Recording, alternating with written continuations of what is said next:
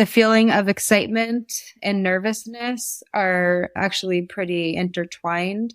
So whenever I'm feeling just like anxious or nervous or kind of scared about leaping and doing something, reaching out to someone, what have you, I think, oh, maybe this is excitement, not nervousness. And I trick my brain into feeling really excited about it instead of nervous or stressed or fearful of it. So I think if you could harness kind of the power of that inner motivation there, it could be quite fun to actually step into those unknowns. Mama! Let's reimagine mom life together. Mama Has Goals is your hub for relatable support and helpful resources that help you fuel yourself alongside motherhood. Your identity is bigger than mom, and whatever your goals are, together we're making them a reality. Before I entered this world of business, I worked in the wine industry and specifically in sales and marketing typically, and from a strategic and data analytics level. For some of you that aren't into that world, you're like, what in the world did she just say? But during that time, before I had my first son, I managed one of our second label's tasting rooms. And so it was up to me to plan events, get the catering, and really hit all of our different marketing strategies. And events at that time was one of them. I searched high and low to find the really right type of catering for specific events that we had that fit within our budget and had a great vibe.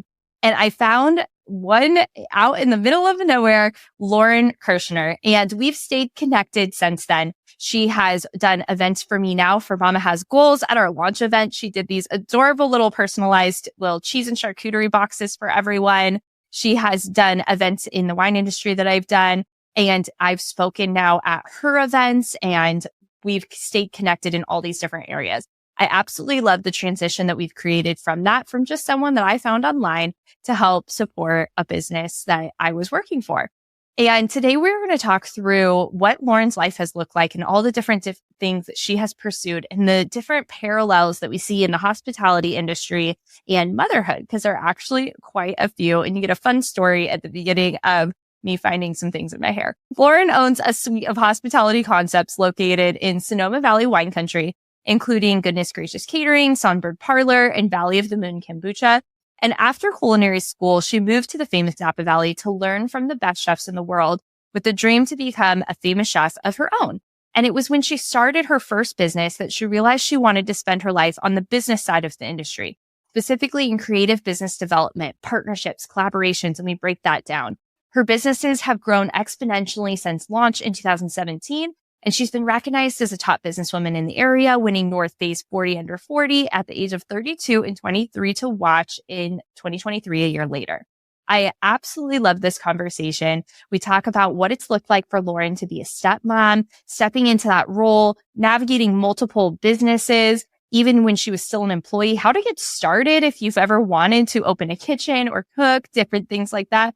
This is such a in-depth, multifaceted conversation that I cannot wait for you to see yourself in. Lauren, I'm super excited to chat with you. Before we jumped on, I have to tell you, I looked in the mirror and I had this thing in my hair and I was like, what is that? And I grabbed it out and it was this soft cheese I put on my sandwich for lunch today that somehow ended up in my hair. And I was like, this is actually perfect because I'm about to go record with Lauren. And I feel like working in the restaurant industry and hospitality has so many parallels with motherhood where it's just this beautiful chaos. And at the end of the day, you're like, what is in my hair? How did that get to here? I don't even understand what happened. What's that smell? So it just reminded me of my days back in the restaurant industry and how you navigate all of these different things. And so now that you've stepped into this role of stepmom and you have a little more extra beautiful chaos in your life, alongside all your many businesses, as we catch everyone up to speed on your story, I'd love to hear some of the parallels over the last 2 years that you've seen in mom life and hospitality. It's loud. There's a lot of dancing. I eat leftovers practically only, or I'm eating scraps off of people's plates. No, but there's really, it's a lovely dance, a beautiful chaos, as you put it. You kind of get into this routine and you end up being this team that can work really well together, even though it is loud and dirty and greasy. And we call it a dance in the kitchen. Now it's more like dancing to Moana and Frozen.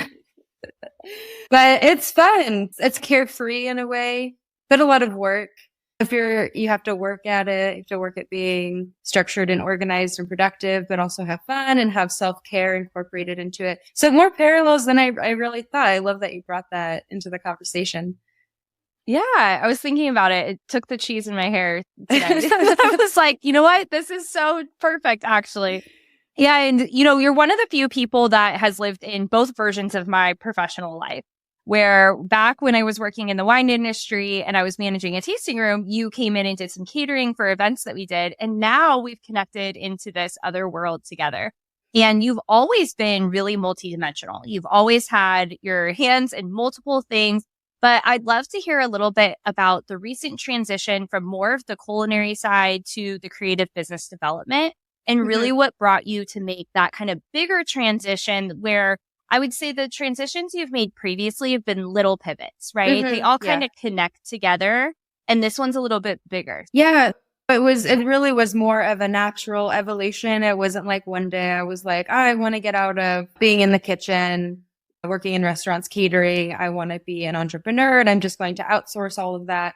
It was definitely more of a natural evolution, but there definitely was like an aha moment that transpired. It happened right around the beginning of the pandemic, but I was a private chef. I was the only employee really besides my servers that I had to help me for events, but I was doing everything. I thought I'd go into business and I would be busy and make all this money. And I did for a while, but I was also working 60, 70 hours a week. And I just felt like this is crazy. I was up all night, up early, and I just wasn't sure how to proceed with hiring someone. What would they do? How would I pay them? I don't have an office necessarily. I needed a bigger kitchen. I just didn't know how to make that investment. So when the pandemic happened, I had a little bit of downtime. And so I decided to work with a productivity coach that was introduced to me through another networking group. Her name's Renee. She's this very talented, very supportive friend, but also a productivity coach. And I think I just did a month, like 4 or 6 sessions with her. And it just became really clear on how to organize a business and prioritize self-care, the art of productivity, just kind of stepping back and looking at the business from the outside in rather than just being in the chaos of it and trying to figure it out. Being a private chef or a caterer isn't the same as being a business owner, really. So I ended up being able to understand the business, and I just discovered I really enjoyed that part of it. I was able to structure my day and hire some help and work on the business more. And I realized it's actually a very creative job. It's a very creative pursuit doing this. I was worried that I wouldn't have a creative outlet if I wasn't cooking so much, but I realized it's like a ton of creativity and I love it. And I've just been getting better and better at it. And I've just dedicated, just like I did to my culinary craft. I've been going to school. I've been reading, meeting really cool women like you that have their own businesses as well. And so now I full-time do business development and marketing strategies and all of that creative stuff. Yeah. And you've had some great accolades within not just the hospitality industry, not even just Sonoma in general. You've taken on, top businesswoman in the area, North Bay 40 under 40, so many different things that you've been able to bring on. And so when someone that's maybe been in the hospitality industry or isn't familiar with business, here's you say, yeah, I'm doing business development now and I'm not as focused on that, but you still have these other businesses. Give us a little peek into not even the day by day, because I don't think that that's really how someone's life operates. It's more week by week. What does kind of a week in the life look like, and where are you wearing these different hats? Gosh, yeah. So when I said creative business development, that's something that I do a lot, and I have something I work on week by week. For example, when people come to visit wine country, they want to have the best experience possible. They want to leave feeling like they experienced something amazing and they'll have memories to last a lifetime. And so I'm tasked with how can we provide that? And we do our private chef experiences, but then there's so many other wonderful ways to experience Sonoma Valley. So I brainstorm whether it's partnerships, collaborations, just a straight up offering a new service like our yoga and brunch and bubbles, or like a farm experience, something like that. So I'm just brainstorming how to elevate our business, our services. And this is for your business organization as well as others, right? Like you come in as a supportive role to a different business and say, hey, here's some opportunities that I see for you in this area. And then you also have your businesses that you're the owner of, and you say, here's how we're going to provide that our services at our business. And I'm going to bring in a team to do that because you're not necessarily executing very much of it anymore. You're more on the CEO business side. Is that correct? Yeah, exactly. Like recently we have our event venue, Songbird Parlor, and we host micro weddings and corporate events and what have you, but it sits empty most of the day during the week. So I reached out to a local company, Sonoma Yoga. Jess Williams is also an amazing woman entrepreneur. So they're renting out the space twice a week for their yoga. So now they're able to offer like an up valley location for their yoga in addition to their downtown location. And then we get the income from that and they get additional clients. Things like that I'm doing all the time. I love it. Yeah. So fun. So you moved into the wine area, Napa Sonoma area, and didn't really know a lot of people here. And now you've taken on so many collaborations, so many partnerships. You've really built a team personally and professionally to surround you that you've supported others and they've supported you. How did you first get started? For someone that's maybe like, that sounds great, but I don't have the network to create that success. You didn't either. And then you created it. So what are some of the baby steps? Going back to Lauren, moving to California, what were some of the very first steps that you took to start cultivating your personal brand and your network? Oh my gosh. I joined at the Chamber of Commerce. To this day, I can't remember who suggested that or if I just knew that was a thing that business owners did. But the dues were pretty reasonable. And so I joined, and I remember my first networking event. Oh my goodness. I had someone a little more versed in this kind of thing come with me, a friend. She was like my wing woman. And I didn't know how to talk about what I was doing or who I was. What's my brand? I just didn't know how to talk to people about it. I didn't know anybody. Of course, here in Sonoma, it could be intimidating. It's some titans that live here in the wine industry and whatnot. And so like, how does this 26, 27-year-old woman connect with these business people? I just kept going to the mixers, and our town is just adorable, by the way, but very small. There was like 2 or 3 people working at the chamber. So I just got to know them, and they were super sweet and gave me opportunities to just market my company for me and steer me in the right direction to people I might want to know. And I just kept going to those, and then word of mouth marketing kind of just kicked off. I got my first few jobs, and then they told their friends and they told their friends. And before I knew it, I was working with a handful of wineries, such as the one you were at and the museum and all sorts of places. And it just snowballed from there. I think I just got really comfortable talking about what I do and who I am. And it was fun. You start to become kind of friends with everyone in town. It's one of those towns you can walk around and just say hello to everyone you walk by, pretty much. It's a very hospitality town, and not just in the tourism, but the people that live and work here as well. Now, it's easy to be where you're at now and say, yeah, it all just snowballed. But I'm sure along the way, there were moments where you were like, am I ever going to get this off the ground? Am I ever going to have a client call? Am I ever going to be able to do this? What did that actual timeline look like when you were in it? Were there really hard moments? How long did it take of showing up to the chamber's events before finally passing out a business card actually mattered and did something with it? Or did it happen pretty fast? Was it fast success, or was it a little slow? I was working full time as an executive chef at a winery when I started my business. Those overlapped for about a year. It was when the 2017 fires happened here that the winery in Glen Ellen, I was closed for a while for repairs and whatnot. And it was perfect timing for me to just go off and do my business on my own. And it was scary at first, of course, but I kind of was like scrappy about it. Like I had some private, like personal chef clients that I worked with, like where I'd prepare meals for them at home. I had like little side gigs here and there while I was building the private chef business. But, I think it went pretty fast. I would say after a year of that, like personal chefing for some families in town on the side, within a year, I was getting enough inquiries that I didn't want to turn them down. So I had another chef come on. Her name's Brandy. She's actually my general manager now, 7 years later. She's had 3 kids since. So it's been cool to see her evolution too, from a chef to a mom manager.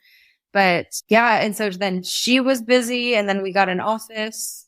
This is all just within 2 years, 2.5 years. I think I had that office, which is cool. We had our sign out there and everything. It felt very real. But we just used it kind of for storage, and I would go to work it felt so fancy having an office. And then within 6 months, we were getting into our own brick and mortar kitchen and event venue. So that's all between 2017 and 2020, really. And I remember a period in between there where you were in kind of like I'm going to call it a co-op kitchen space where you could like go in and prepare things there. I think I'd love for you to talk a little bit about that, because I think it's a really cool opportunity for someone that wants to get into this space. They can't do it in their home. And I know there's so many cool ways that you can get started that people don't know exist without getting like your own big kitchen. Tell me a little bit more about that space and how someone that's like, oh, I have this idea, but I can't just like, get a huge kitchen to myself or a huge restaurant. What are some of those baby steps? Yeah.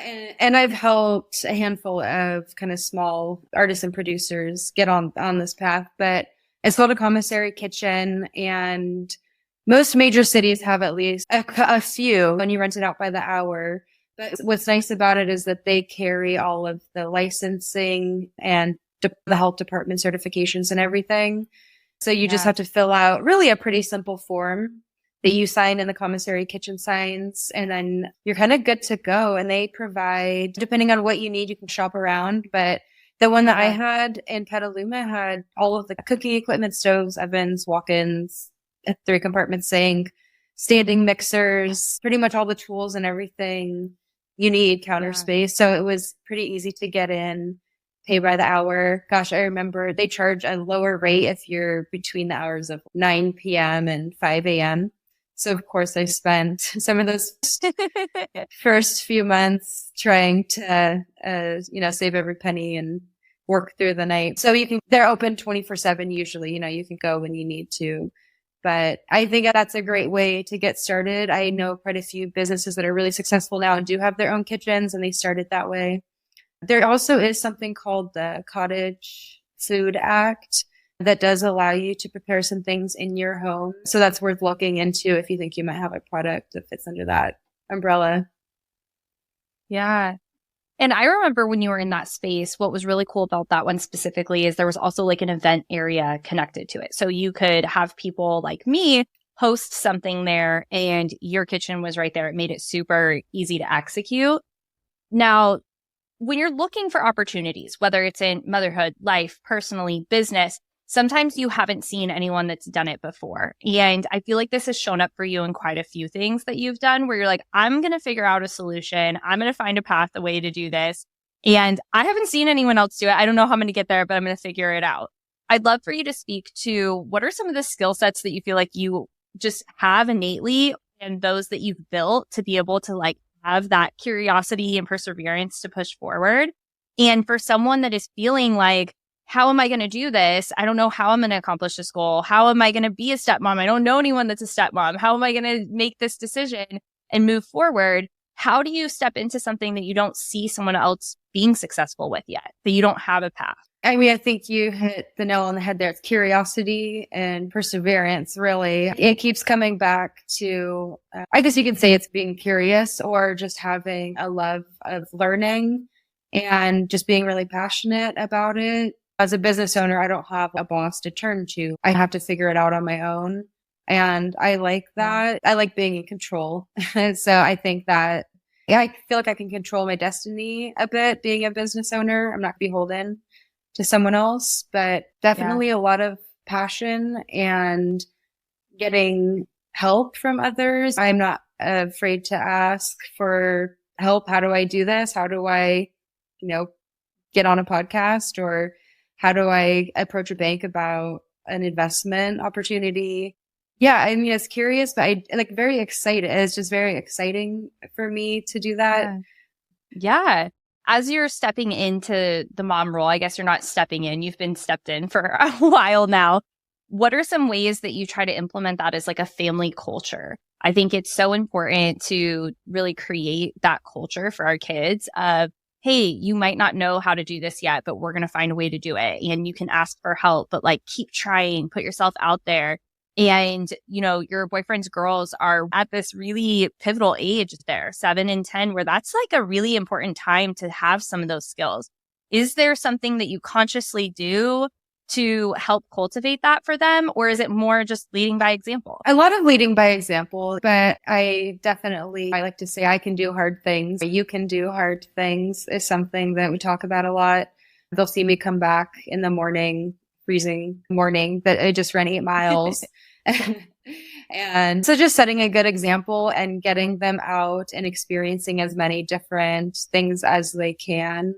Even if we don't go skiing regularly and you're a great skier, we'll still go just to see what it's like, you know, and if it works for you, it doesn't, we can go more often. If it doesn't, we can try skateboarding or biking. Yeah. But just introducing them to a lot of different opportunities. That's how I like to live my life. I think it just ultimately creates a lot more just like connections between what you've experienced and what your brain has experienced, and just strengthens your ability to get through. So I think, yeah, a lot of leading by example and a lot of just experimenting with trying new things. Yeah. You know, I think it's interesting you said that you hired a productivity coach in 2020, and that was one of your first kind of like self-development mentorships on a formal level. Because I look at all the things you do. You have 3 businesses that are solely kind of you're leading. You have your 2 stepdaughters. You have life of just being a human, all these different things that are connected. And I'm like, you're pretty productive. You get a lot done. So what are some of the daily habits, weekly habits that you do to really hold all of that and make sure you're getting everything done? And I know you have Brandy now, who's such a big help. But at the end of the day, it's your responsibility. So how are you navigating all the different pieces? Yeah. So one of the first things Renee taught me was that every business can be organized, and pretty much any business can be organized into 5 departments. And so this is also another culinary kind of reference and connection here, but you do like similar tasks together.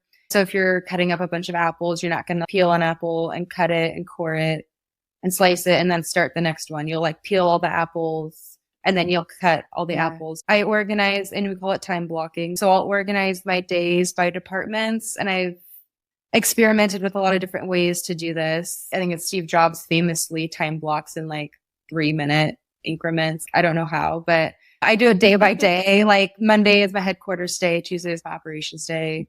And just like anything, you get in the routine of it and it feels like almost like it runs itself a little bit. It's just like a little autopilot that happens.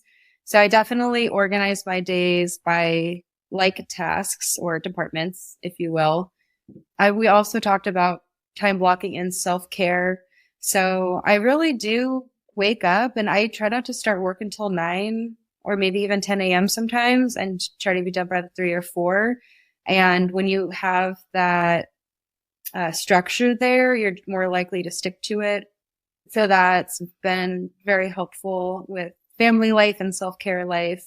So time blocking, self-care, and I've just been great at delegating, automating, asking for help.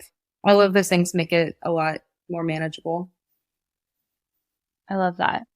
Now, another parallel between mom life, and culinary is things happen, right?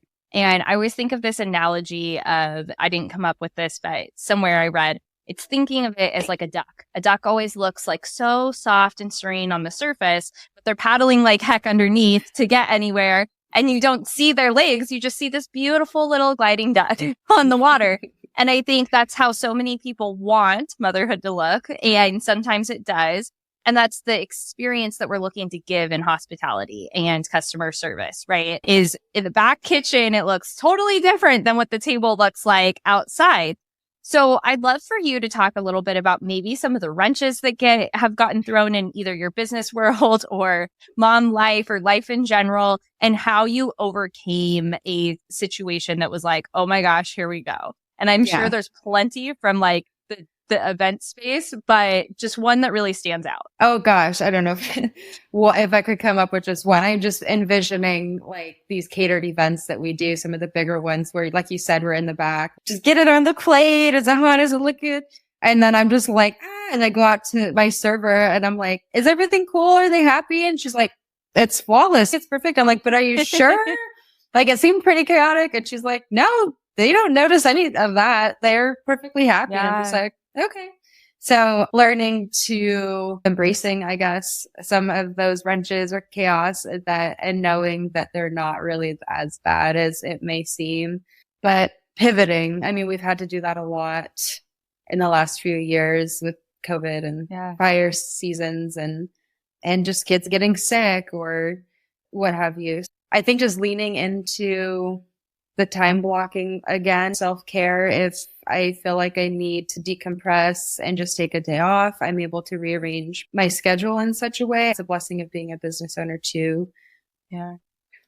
The restaurant industry kind of has this theme often where it's maybe not always the kindest work environment. That sometimes there is, high emotions, and you kind of hear these stories of like the head chef screaming at the rest of the team and throwing things around in the kitchen. And I've worked in enough kitchens to know that that's not the case everywhere, but it can be a really high intensity environment. And I would love to hear just like, has there ever been a situation in growing any of your businesses where you had to really take a step back and go like inward and stand up for yourself? And you don't have to give us all the specifics of what happened, but did someone maybe leave a bad review about one of your businesses or put down your name in a certain way or something that ever like took a shot at your confidence and you had to figure out how to get yourself back up and move forward? Yeah. Well, luckily we still have all 5-star reviews and I'm dreading the day someone dares to leave anything less than 5 stars. But not that clients don't reach out and have some critique. I'm an emotional person and I do tend to take those things personally. I think just learning that you can't please everyone. You hear that a lot as a business owner, something like your mom might tell you, or my general manager, she's a very wise woman, just to not take it so personally. And then of course, correct action if you can. You can't please everybody. There's a quote I love. It's, you can be the juiciest peach in the world and there's still going to be somebody that hates peaches. And I think that like in life and business ownership, that is so important because we can do our best and we can put our best foot forward. And there's still going to be somebody else that's going to say, why did you step right instead of left? Mm-hmm. And there's going to be, you just have to trust in yourself and have that confidence. And I think what's interesting about you, I see this specifically in you, but it's so common in ambitious women, is you don't even see yourself taking the action to overcome those things or have that confidence because it's just become second nature. You're like, I have to get dressed today. I have to move forward. I have to keep going. And so, you're not even aware of the things that you do on a daily basis to persevere, to move forward because it just is at this point. It's a way of life. I mean, it is a growth mindset because it's saying like, I'm going to continue forward, right? I'm going to continue to grow. I'm going to continue to move forward. I'm going to look at my highest self and what that means in this situation, right? And if someone's going to come to me with actionable feedback that I can take action on, then I'm going to do that. And like you said, if there's a situation you can correct, you will.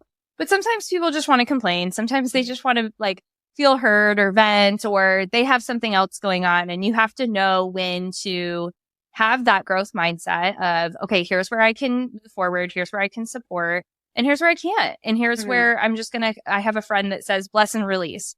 And you can bless and release and move forward and kind of just go about your day in your business. And I think that I haven't been in situations where I've seen any of that negativity you've had to deal with, but I can see the other side of it where I know that you're just like managing what's coming at you in such a cool way. I want to talk about your businesses specifically, and because there is overlap. You have this event space, you have your catering company, and then you also have a kombucha business. I'd love for you to talk a little bit about the kombucha business specifically and how you got started. Oh, yeah. So I love kombucha. I grew up in Mendocino, and it's a little be over there if you don't know. But brewing kombucha was kind of normal. Like, I have a lot of friends that did it.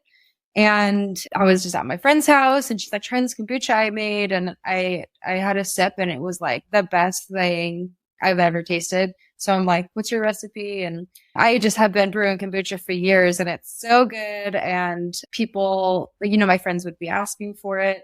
And then I thought, oh, this would be fun. So, the second fermentation process introduces some fruit juice of some sort. It kind of adds that sugar to get the natural effervescence. And a lot of people use whatever kind of fruit juices they want. They could buy something from the store, juice it themselves, whatever's in season. But I got a hold of some grape juice from our beautiful vineyards out here in Sonoma. It was Carneros Chardonnay and a Sonoma Valley Pinot. I had a friend who had some vineyards, and he had leftover grapes after harvest. So I went and picked the grapes. I rented a press and did the whole grape pressing thing in my house and got this beautiful juice and made kombucha with that. And I thought it was just genius. And so I bottled it. I didn't have labels or anything really at that point. It was just kind of for fun as a side project. Of course, when the pandemic happened, I was able to do a little bit more of that, just kind of fun projects until events got back up and going. Yeah. And people, it's just, I don't know if you've had a chance to try it. I'll have to bring the bottle, but it's very delicious. I haven't had yours. Yeah. And I'll get you some. So I just decided to make it a serious thing. And I kind of, at that point, had been a business owner for a few years. I kind of understood marketing and who to reach out to get help on things. So I pulled together kind of quickly. And I had the catering kitchen at that point, so I, had a place to brew it. And I got a website and labels and just got it all taken care of. And so now I have this product that I can sell. And it's really kind of my way of giving back. I don't make a whole lot of money on it. I donate $1 of every bottle sold to a local nonprofit.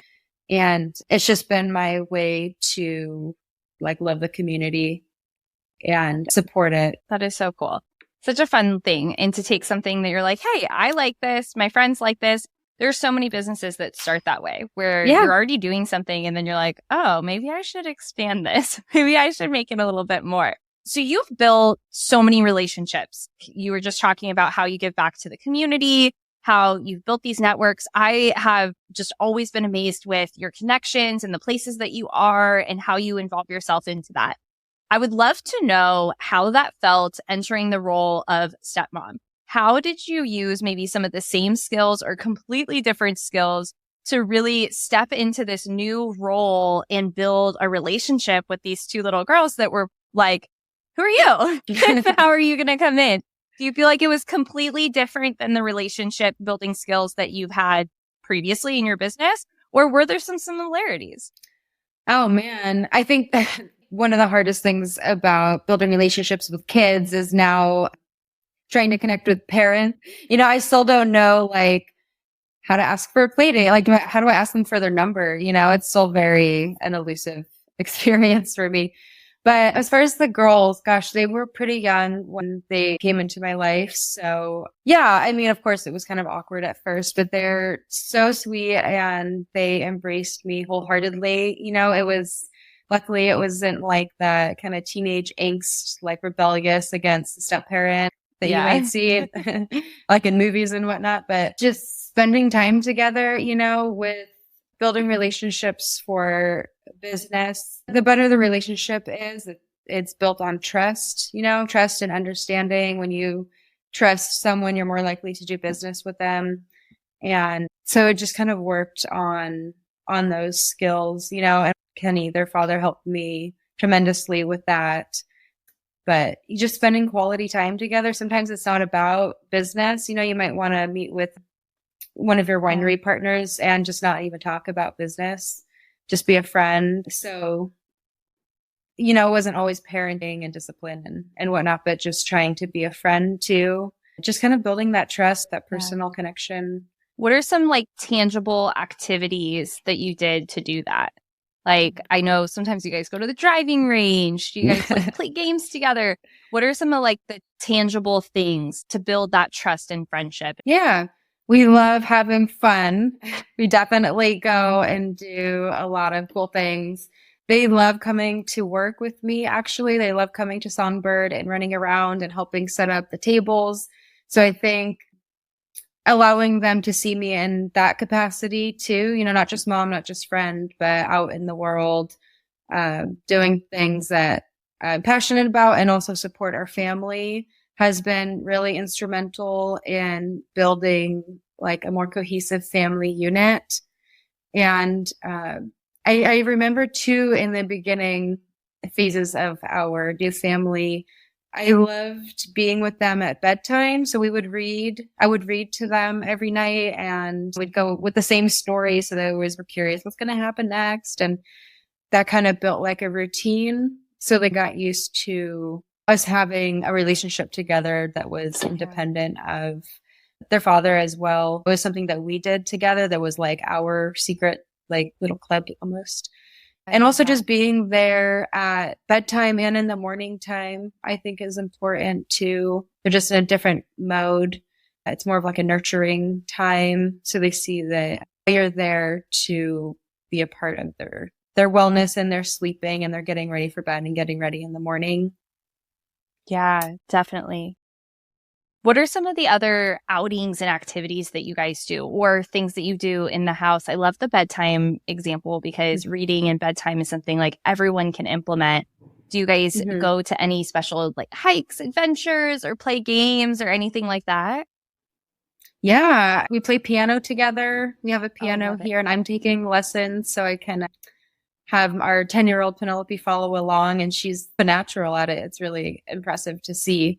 But they love tic-tac-toe, Candyland, chess. We go and ride bikes together. I love to travel, so I try to bring the whole family when we can. So we've been to quite a few places and with us.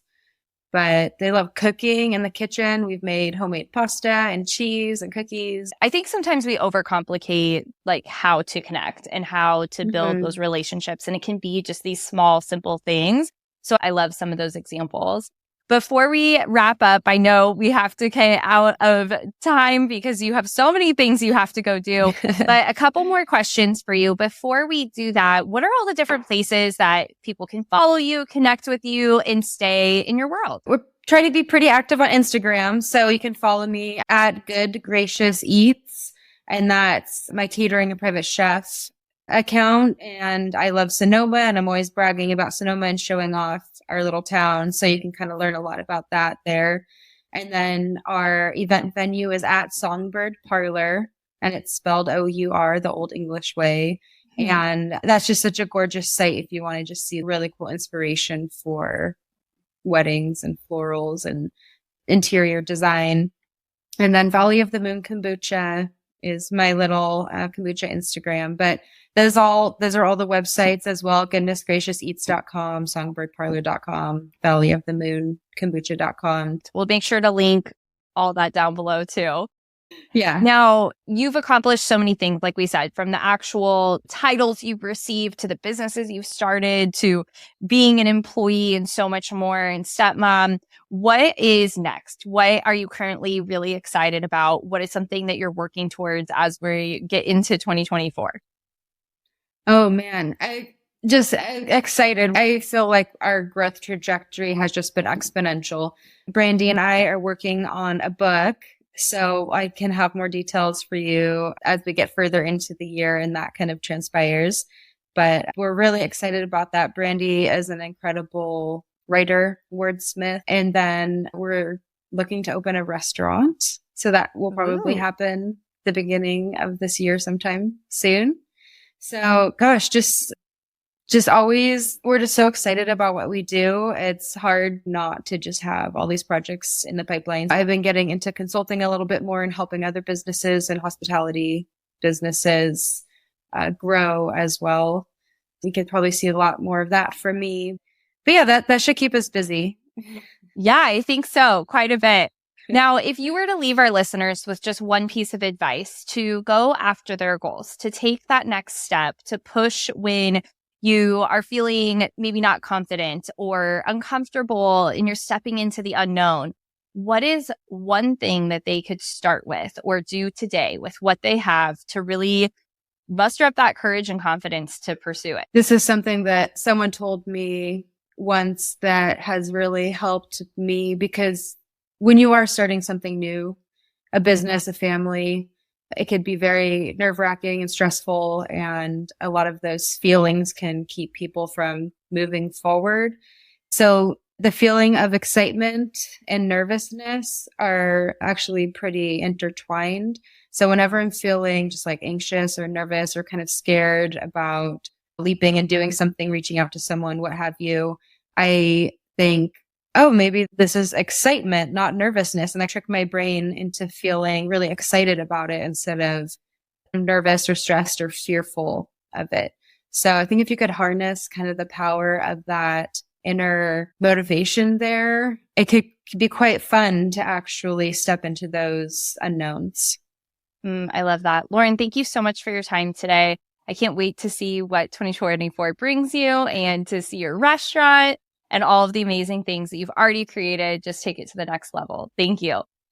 Yeah, thank you, Kelsey. It's really an honor to have some of your time and speak with you. Oh, it was great. Love hearing your story and connecting with you always. Sometimes the smallest act of love is all a mom needs to feel reinvigorated. If you can relate to that, I'd feel so supported by your 5-star rating and written review. Take a moment and let me know what you thought about this episode.